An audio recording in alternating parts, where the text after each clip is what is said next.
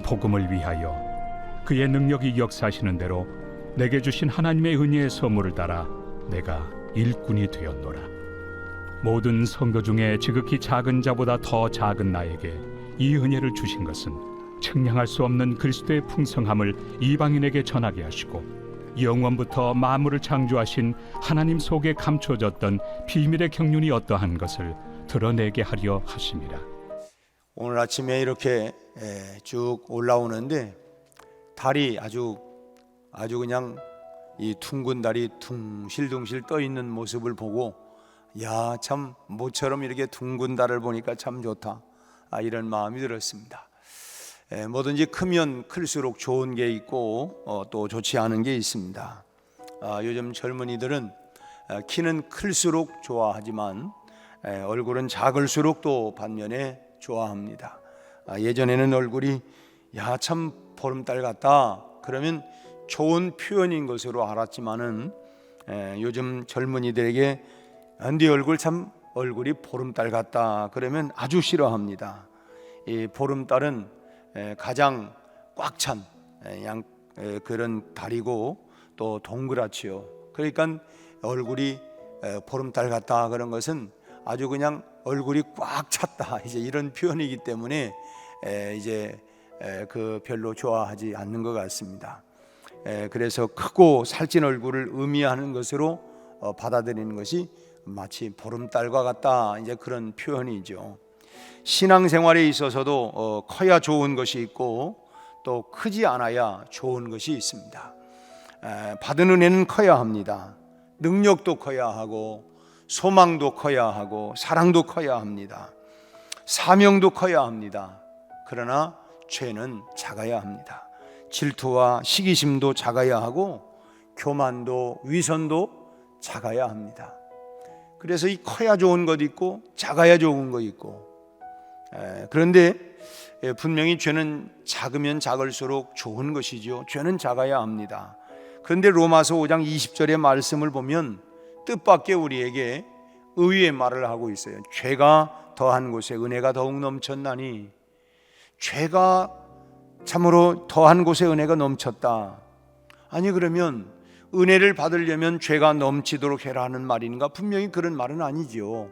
성경에 너 은혜를 많이 받으려면 죄를 더 많이 져라 이런 뜻의 의미는 분명히 아닐 텐데, 그렇다면 죄가 더한 곳에 은혜가 깊다라고 하는 것은 무슨 의미겠습니까? 오늘은 죄와 은혜 그리고 사명에 관한 이런 말씀을 오늘 본문 말씀을 통해서 이 삼각관계에 대한 부분들을 생각해 보려고 합니다. 첫째는 죄가 깊을수록 은혜가 넘친다. 그래서 죄가 깊을수록 은혜가 넘친다. 대낮에도 깊은 우물에 들어가면 별이 보인다 뭐 그런 말들을 흔히 하죠. 깊은 우물 속에 들어가니까 대낮인데도 별 보이더라. 내 주변이 어두우면 어두울수록 똑같은 불빛이라 할지라도 아주 더 환하게 보인다라고 하는 뜻인데, 사실 아주 칠흑 같은 그런 어둠 속에는 작은 불도 아주 환하게 보이지만, 대낮에 뭐 무슨 불을 전등을 켰다 가로등을 켰다고 해서 대낮에 무슨 그것이 효과나 있겠습니까?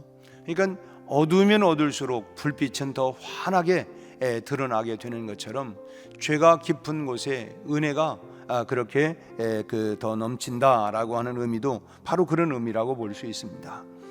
자기 자신이 지은 죄를 크게 느끼는 사람, 그냥 뭐 작은 거에 대해서도 아주 크게 느끼는 그런 사람일수록 용서를 받게 되면 감격이 더 크게 되는 것입니다.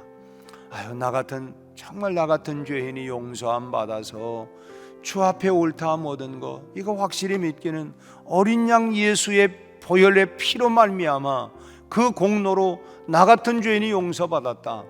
그 자기의 죄에 대한 것을 크게 느끼면 느낄수록 그 용서에 대한 사죄에 대한 감격이 커질 수밖에 없는 것입니다. 하나님 앞에서 우리가 지은 죄의 크기는 사실은 큰 별다른 의미가 별로 없습니다.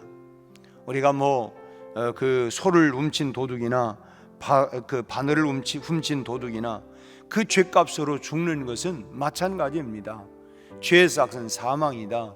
결국은 우리 스스로 생각할 때는 소도둑은 큰 것이고 바늘 도둑은 뭐 별것 아니다 이럴지 모르지만 하나님 앞에서 그것은 죄의 어떤 것이 크냐 적으냐 이건 별 의미가 없고 결국은 죄의 싹스로 죄의 값으로 사망에 이르게 된다라고 하는 것입니다.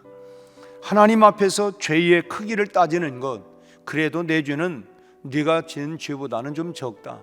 너는 형량이 한 달이라면 나는 하루도 안 되고 한 시간도 한 30분밖에 안 된다. 뭐 이렇게 죄의 크기를 따지는 것은 그것은 별 의미가 없다라고 하는 것입니다. 그러기에 나 자신의 죄를 생각할 때에 죄의 객관적인 크기를 따라서 그런 크기를 따라서 나는 크다 적다 이런 의미가 아니라 자신의 죄를 느끼는 이 주관적인 깊이가 어떠하냐 하는 것입니다.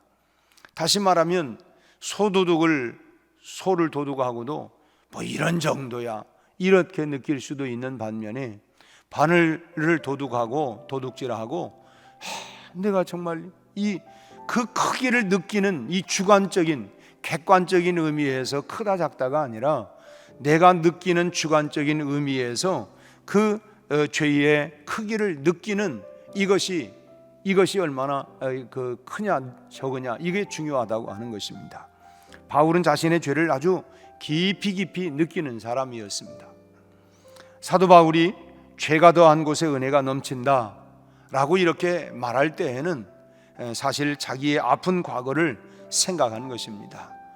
참 앞서도 찬송을 한 것처럼 나 같은 죄인을 용서함 받은 것은 주 앞에 참 이런 용서를 받은 것은 어린 양 예수의 그 보혈의 피, 참 하나님의 아들을 십자가에 달려 죽게 만들었던 그 보혈의 그 사랑, 그 공로 때문에 내가 용서함 받았다 이것을 느끼는 만큼, 내가 주관적으로 느끼는 만큼 내가 고마움을 느끼고 은혜를 더 깊이 알게 되는 것입니다. 내가 뭐가 안 돼?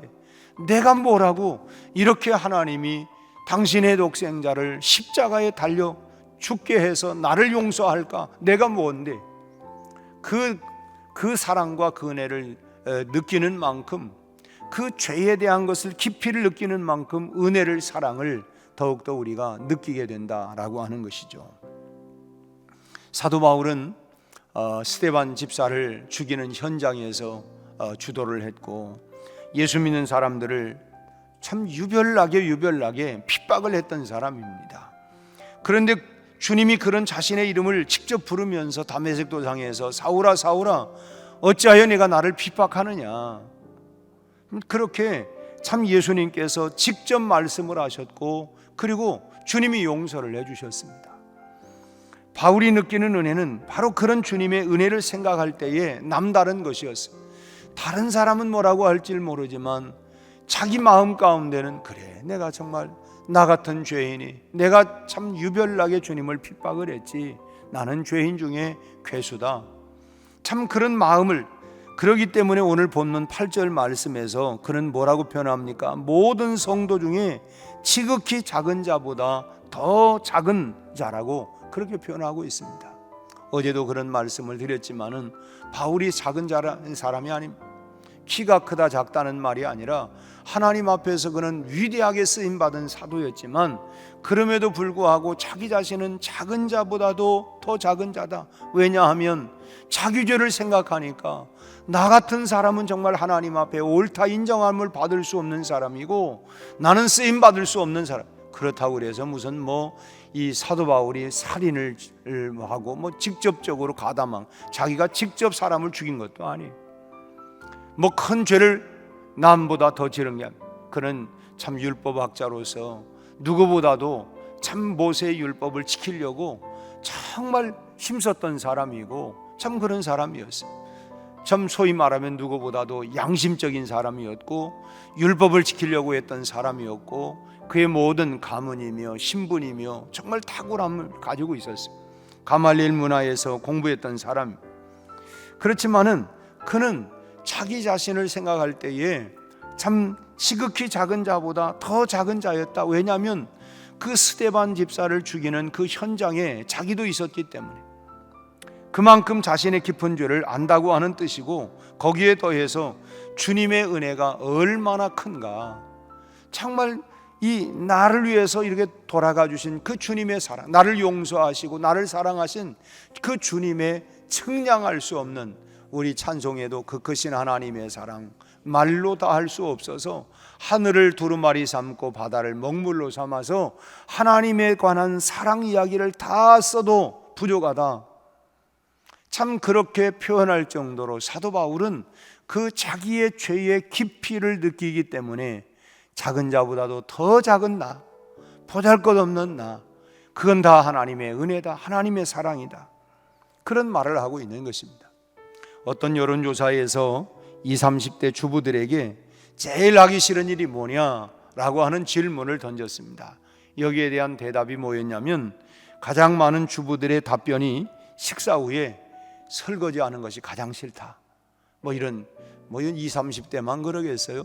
대부분 주부들이 참 식사하고 난 다음에 그냥 누가 좀 설거지 좀 해주면 좋겠다, 그런 주부들의 마음을 알아서 요즘은 자동 세척기도 나오기도 하고, 근데 또 이제 깔끔한 사람들은 내가 손으로 하는 게 낫지, 그리고 또 물 소비량이 너무 많고 시간도 더 가고 차라리 내가 그냥 조금 수고하고 말지, 또 이제 이렇게 다시 또 돌아가기도 하고. 가만 보면 주부들이 음식을 만드는 거에 대해서는 참 즐기고, 참 나는 이런 음식 잘 만든다. 요즘은 또 김장철이기 때문에 또 그렇습니다만, 하여튼 이렇게 음식 만드는 걸 즐기면서도 설거지하는 건 좀 귀찮게 생각하는 것 같아요. 우리 어머니가 제 어렸을 때 보면 이제 밥상을 차려가지고 이렇게 와서 그럼 딸들에게 야 설거지 좀 해라. 근데 가만 보니까 우리 누님이 설거지 하려고 마음을 먹었는데, 어머니가 설거지하라고 하는 말 순간에 그냥 좀 마음이 좀 내가 그냥 자원해서 하려고 마음 먹었는데 그런 것 같아요. 나중에 성장해서 보니까 어렸을 때죠, 다 어렸을 때 다 여고생 시절 때 다 그렇죠. 그런데 이제 지금 돌이켜 생각을 해보니까 참 그 어머니들이 참 그 하루 종일, 과거에는 또 일들이 얼마나 많습니까? 세탁기가 있어요. 뭐가 있습니까? 그냥 다 손수 빨래도 하고, 옛날에 방망이도 두들기도 하고, 또 그냥 이 다듬이 질도 하기도 하고, 또 옛날 옷들이 다 그러지 않습니까? 잘 마르지도 않고, 나중에 짤순이가 나오고 그 뒤에 또 세탁기도 나왔지만, 그 전에는 모두가 다 손으로 다 해야 하는 이런 상황이었고, 아마 이제 일들도 많고, 농사거지도 대부분의 우리 사위들이 또 그 농사들도 또 많이 하고, 이제 이런저런 부분들이, 시골 목교에서는 또 대부분이 그렇게 하지만 조그마한 텃밭을 일구기도 하기도 하고, 여러 그런 일들이 있었어요. 아무튼 참 그런 설거지에는 우리가 말씀을 드렸지만 죄에 관한 또 좋은 교훈이 담겨져 있습니다. 식사가 끝난 후에 우선 이렇게 지저분한 그릇들이 설거지 물 속으로 퐁당 담기게 되지요. 거기에 세제를 풀고 수세미로 차근차근 닦아냅니다. 그러면 더러워졌던 그 그릇들이 이제 반짝반짝 빛나기 시작을 해요.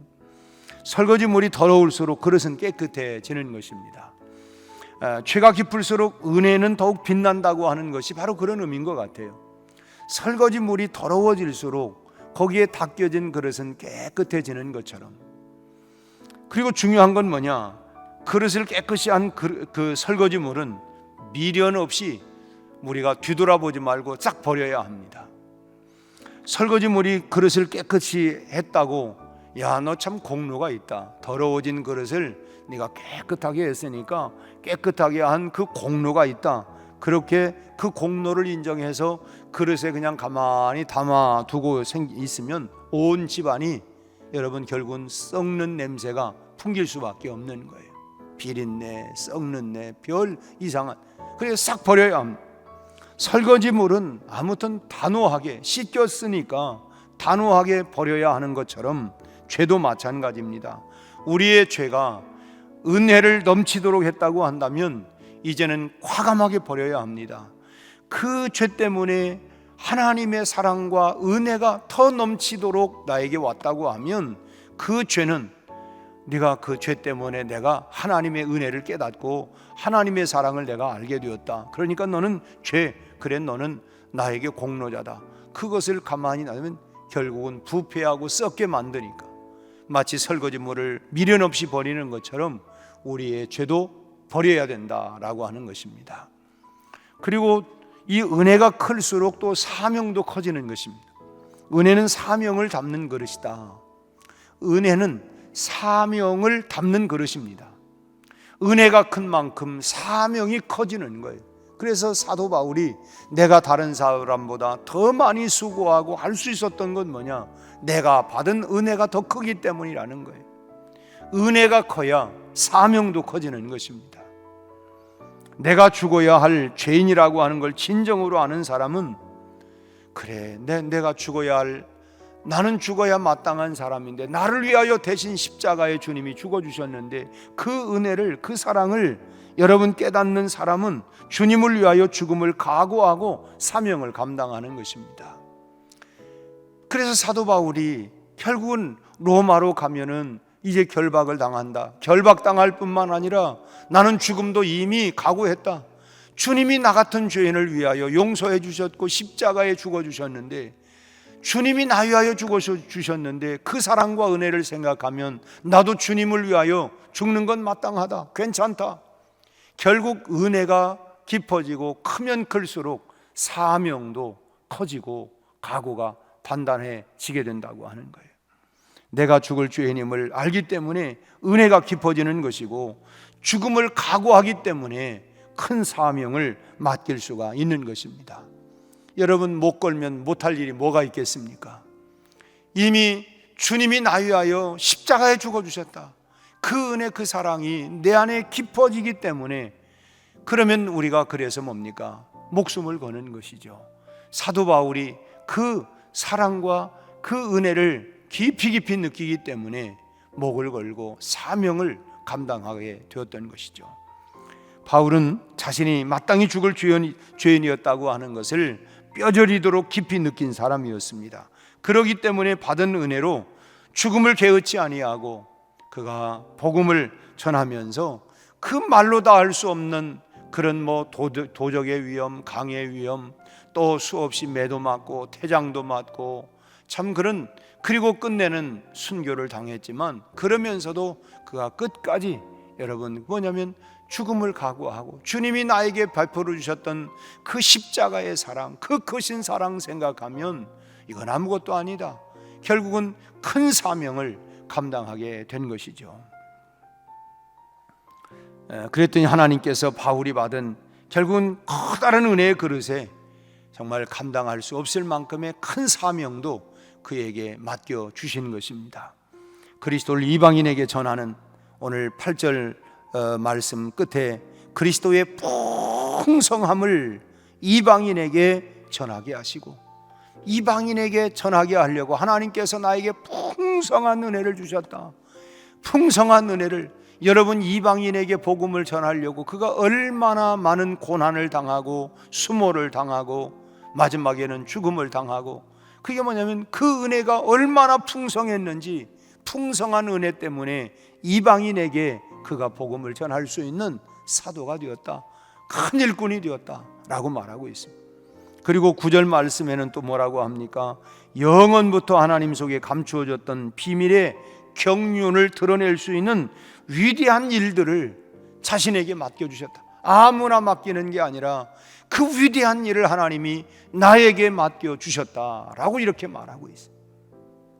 오늘 우리가 하나님 앞에, 우리 교회도 이런 은혜의 사람들이, 또 나는 여러분들이 다 하나님의 은혜에 풍덩 잠겨질 수 있게 되기를 바랍니다.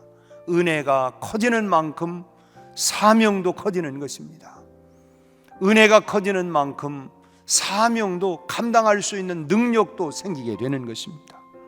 여러분, 내 죄의 값의 무게가 얼마나 무겁게 느껴집니까? 수고하고 무거운 짐진 자들아 다 내게로 오라 라고 말씀도 하지만 그 죄의 무게, 무겁게 느껴질수록 우리의 은혜의 그릇은 크고 넓어지게 되는 것입니다.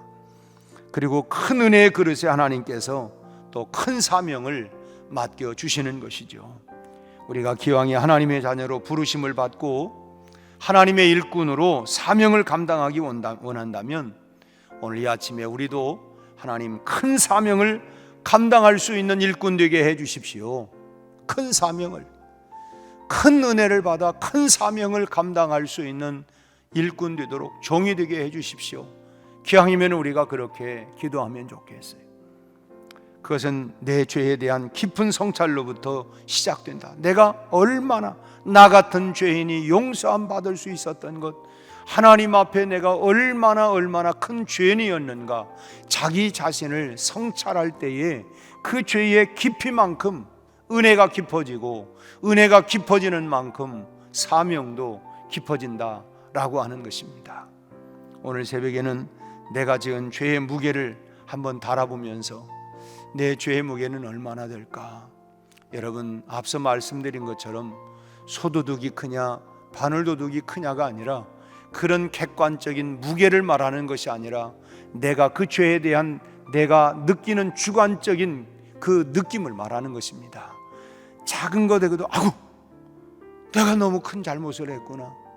이 내가 느끼는 것을 말하는, 내가 느끼는 것, 그 죄에 대한 깊이를 느끼는 만큼 결국은 은혜가 깊어지고, 은혜가 깊어지는 만큼 사명이 커진다라고 하는 것입니다.